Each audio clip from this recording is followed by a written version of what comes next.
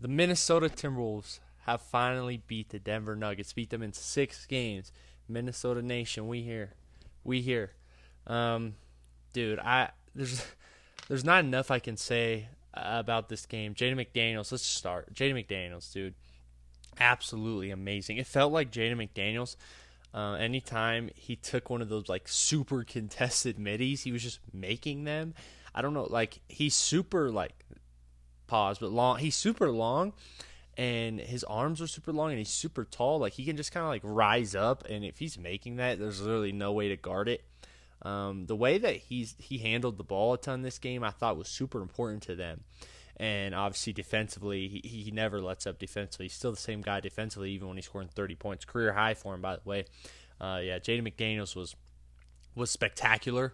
He talked all that shit, and they won. I remember on Christmas Day, Jamal Murray was celebrating crazy. He was acting a fool because they beat Minnesota on Christmas Day, and now, you get to this moment where you can't even beat Minnesota without Dante DiVincenzo, Anthony Edwards, and Ayo Dosunmu. Their leading scorer in the playoffs, their All-NBA player and a starter. And I know they didn't have Aaron Gordon, Payne Watson, but still, like Anthony Edwards, Dante DiVincenzo, and Dosunmu is way more of a loss, especially because you still have Nikola Jokic and Jamal Murray. So, for the Nuggets, this is pretty embarrassing. I don't really know what you do from here because Jamal had a tough series, not a good series for Jamal. He wasn't efficient. Jaden McDaniels really owned him in this series, if we're just being honest. And Jaden McDaniels, that you can't do that if you're a Jamal Murray level player. It could be All NBA this season, probably will be All NBA this season, and Jaden McDaniels is outplaying you, just flat out outplaying you. That can't happen. Nikola Jokic wasn't efficient whatsoever. What Rudy Gobert did defensively on him during this series, I mean, people are talking about it a lot. I've seen Rudy getting a lot of praise right now, and he deserves it. He's one of the best defenders of all time. He's a Hall of Fame type of player, and what he did on Jokic was absolutely spectacular, and a performance or a series of performances that shouldn't be overlooked. Gobert, let me transition to Gobert real quick. Rudy Gobert he got a pass to the short roll one time. He kicked it out, normal pass, kicked it out to the corner, but found a shooter. I forget who it was, but found an open 3-point shooter, right? And that's something that Rudy used to not be able to do at all. And I was like, wow, that was actually a good read. He caught the ball. I remember, oh my gosh, Spencer Jones helped down, and he just kicked it. He found the open man in the corner. And I was like, wow, that's great from Rudy. And then Rudy Gobert, Jaden McDaniels comes off the screen, throws it to him in the middle of the court. Jamal Murray helps down, right? Rudy Gobert with his offhand does a wraparound with the left to Terrence Shannon in the other corner. Absolutely perfect. 1 second on the shot clock, Terrence Shannon can just catch and shoot. I'm like, I've never seen. That's something if Jokic made that pass, I would be like, oh, wow. I wouldn't be like too surprised because Jokic, but I would be like, wow, that's kind of crazy. That pass was insane. And it was Rudy Gobert. Rudy Gobert made that pass, wrapped it around Jamal Murray's back, right in the shooting pocket. I haven't seen Rudy Gobert just like, I don't know. Sometimes he just does stuff in games where you're like, what am I watching? Like, what did I just watch? That was insane. So, I mean, Rudy Gobert can't get enough credit. I think also, like, what he does, what his value is just underappreciated. The amount of amazing screen he sets that creates advantage for whoever has the ball, it's ridiculous. He's one of the best lob threats. You can't let them throw lobs to him because he'll make it every time. He's a very, very good rebounder. Got multiple offensive rebounds in this game, which I thought was big. And then defensively, obviously, like everyone knows at this point what he is defensively. He's honestly damn near a superstar player. I don't think not quite, but he's approaching it. And I mean, the way he impacts winning is more than what a box score will say. And Rudy Gobert, I mean, I don't know what his stat line was. I'm actually just going to check because I'm trying to kind of prove my point. I doubt his box score was that spectacular. 10, 13. Oh my gosh, he had 8 assists. Okay, his box score actually looks really good today. And I mean, it makes sense because he had a really good game. 10, 13, and 8, 1 steal and 2 blocks. That's insane for Rudy Gobert. 8 assists for Rudy Gobert is crazy. I mean, spectacular game. And the way he impacts winning is insane. Oh yeah, I can't not talk about Terrence Shannon Jr. I remember when Terrence Shannon got drafted, like 25, I think, 25th overall to Minnesota. I liked it. I was like, wow, this is a guy that's explosive. He's fat. Like when you watch him, I think the main thing that jumps off the page is how fast he is. He is so fast, and he gets downhill. He finishes well downhill. He plays with this like super high motor and high effort, and he's fun. And I thought for Minnesota, I thought he was going to play right away. I thought he was going to impact right away, and I was like, I like this pick. And then he didn't really play, and I've never really understood. Sometimes when he's gone in the game, he hasn't looked amazing. He's kind of had a couple moments when he's gone in, but I'm like, wow, I was wrong. I guess maybe he's not as good as I thought. And then you get to this game where he's a starter, right? And they could not guard him. They just couldn't guard. He shot a lot of threes, like it says 1 for 7 on the box score, but a lot of those were like end of quarter, end of shot clock, throwing it up. Like those, they weren't even like real threes. And he had that big one that Rudy passed him in the corner, but like they could not stay in front of him one-on-one. They couldn't. Transition, he was ridiculous. He's so fast. I remember one time there was like a tip out, and Jamal Murray was kind of like jogging to get the ball. I didn't think he thought anyone was going to be there, and Shannon would just like, it was crazy. He just flashed in and got the ball. It was crazy. He's so fast. He made a lot of just like 50-50 winning plays, and they also just couldn't stay in front of him. He had that one dunk. Oh my gosh. I thought, bro, he was like trying to genuinely break the whole backboard, bro. It was crazy how powerful the dunk was. And his energy was I thought was amazing. Anytime he would score, he would be yelling. It was just his moment. He knew it was his moment. He was ready for this moment.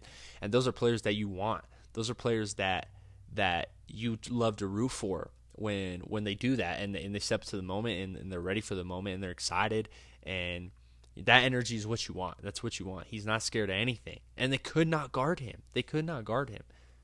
And defensively, I thought he did really well. He had a couple times where he was late, out of position a little bit, but I don't think he was bad. I thought he was good defensively. And overall, Terrence Shannon, I mean, what a game. What a game for Terrence Shannon Jr. He should 100% keep playing no matter who comes back. Ant comes back, Iota comes back. There's no way you're not finding minutes for him. I thought Naz Reid played good again.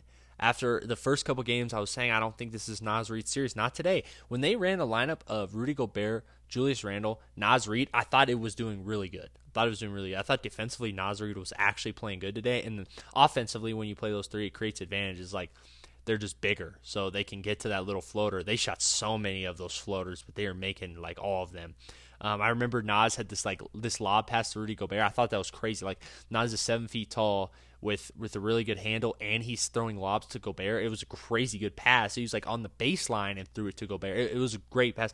I thought Naz had a great game. I thought defensively he was good. I thought offensively he was really good. Oh shit! Damn. Oh man.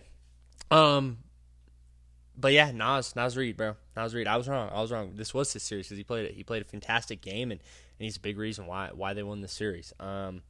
Julius Randle didn't shoot the ball amazing, but I thought when they needed a bucket, he was there a lot. I thought defensively he looked really good. Defensively. Like, people can say what they want about this Julius Randle game. I thought he was really good. I thought Julius Randle was really good this game. I thought he was making some good passes. There's a couple times when the ball just like Shannon didn't catch it, but I thought they were great reads by Julius Randle. If Julius Randle just doesn't do too much and he'll play make and he guards and he uses his physicality to his advantage and he's not jacking up too many terrible shots, Julius Randle's valuable. He can really move his feet defensively, and he's big, he's physical. You can't move him. He's strong. And, he can get downhill. He can be a guy where you just throw it to him in the post, top of the key, and he just goes and drives, and, he either gets someone else open or he gets open. And a lot of times it's mid-range, but it's still a decent shot, right? And so, I don't know. I thought Julius Randle played really good this game. I thought Mike Conley played good. I thought his rebounding was really good. He had this one turnover that was uncharacteristic. He tried to, in the pick and roll, he tried to throw it, in between them to Naz Reid, and it got turned over, and that's really uncharacteristic of him, but I thought he played good. I thought he controlled the offense. I thought defensively he did what he can. Sometimes he's a little small, and they just body him a little bit, and, I thought, Finch saw that happen. He would take him out and put the bigger lineup in. But I thought there was a good balance. He played 26 minutes. I thought he played a good game. Not necessarily the most efficient, 3 for 7, but he had some big shots. He had that big 3-point shot and 2 floaters. So, great game. And Jalen Clark, I love Jalen Clark for what he did today. Defensively, he was everywhere. He was amazing defensively, and then he had that moment with Jokic, which was super fun to watch. And I love that energy from a guy like Jalen Clark. Don't be scared of nothing. Don't back down. I kind of think that's what the Wolves try to do for the most part. They don't really back down. They don't let people intimidate them. They're the intimidators. And I like it from Jalen Clark to be able to come in. You haven't played much, and that's what you do. I think it's good. Bones Highland wasn't great whatsoever. He kind of, when he goes in, you kind of hope he is a little spark, hits a couple threes, hopefully brings some energy. Didn't really do that this game, but it's all right. It's all right. A win's a win. Bad games happen. Only played 9 minutes, so it's not the end of the world.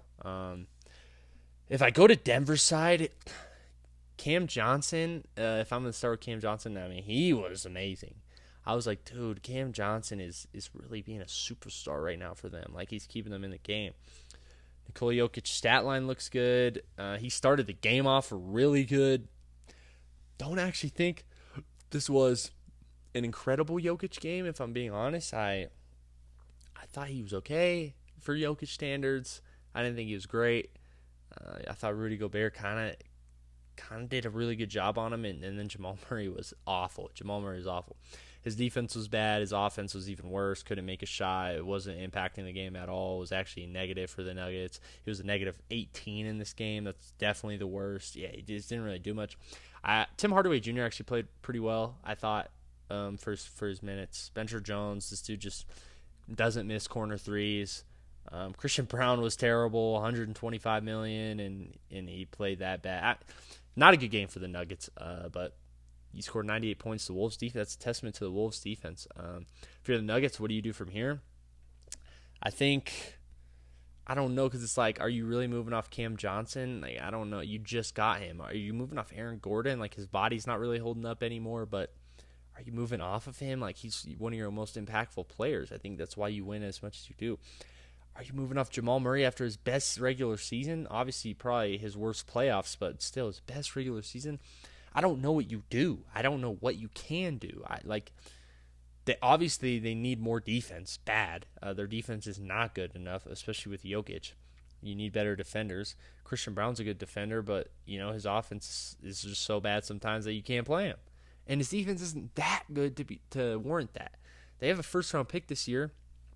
Maybe I don't know what you get. Maybe a Billy Richmond. I don't know. I don't know what you can do with that.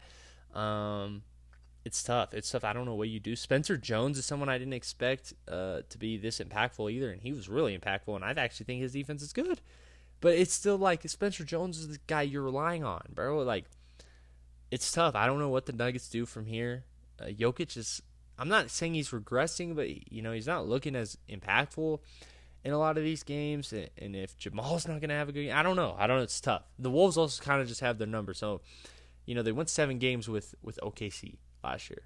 So, I mean, maybe you just try to avoid the Wolves because the Wolves kind of have your number and see how a playoff series looks when you're not playing the Wolves. If they were playing Houston or LA right now, would this be different? I think this would be different. I think they would do better actually against maybe not LA. LA is looking really good, but I still think against LA they've always owned the Lakers, bro. They have.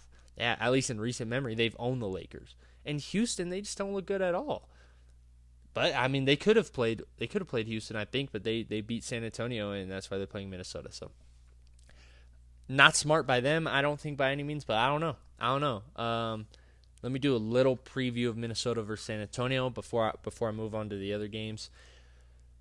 I think it's going to be tough for Minnesota because if you watch Minnesota, they shoot a lot of shots in the short mid-range floater area. They try to get to the rim a ton. They have guys like Julius Randle who's trying to get to the rim. Jaden McDaniels is trying to get to the mid-range / rim.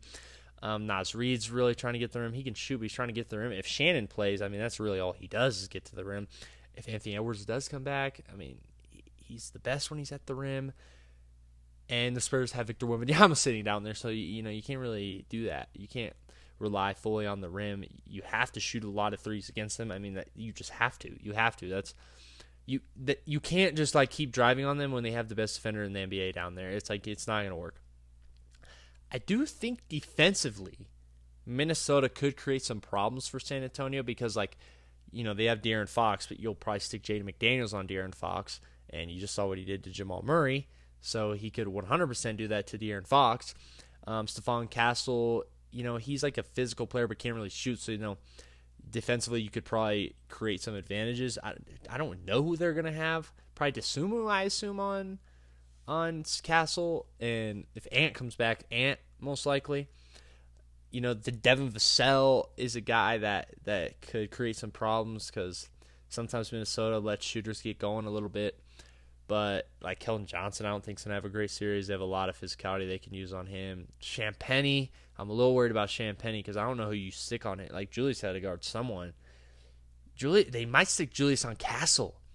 They might put Julius on Stephon, actually. I don't know. We'll see how the matchups go. But I think Minnesota provides a lot of physicality. That might be hard for San Antonio because they have a lot of guards and they're guard-oriented a lot. And then they have Victor Wembanyama, but they have a lot of wing and guards besides Wemby. And I think the physicality could bother them a little bit. So I don't think this is going to be like a bad series where San Antonio just blows them out every game, especially if Ant can find a way to come back at some point. Then I think it could be really competitive. Do I think Minnesota's going to win? No, I don't. I think the Spurs win in 5 or 6 games. If Ant comes back, I'll say 6 games. But if Ant doesn't come back, I'm probably going to say 5 games. But a competitive 5 games. Not a bad 5 games, a competitive 5 games. Because I think Minnesota can create some challenges. It's more dependent on, San Antonio and, how well they guard Minnesota. Because I think it could be bad. I think it could get to a point where Minnesota just can't really score, and unless they're hitting a lot of threes. But, they're not really a three-point shooting team, especially without Ant, because you got Mike can shoot. His percentage ain't good this year, but he can shoot. Julius occasionally will shoot well. Nas can shoot. Shannon, not really. Rudy, not at all. McDaniels, he's not really a three-point guy. He can make them, but that's not really like what he does.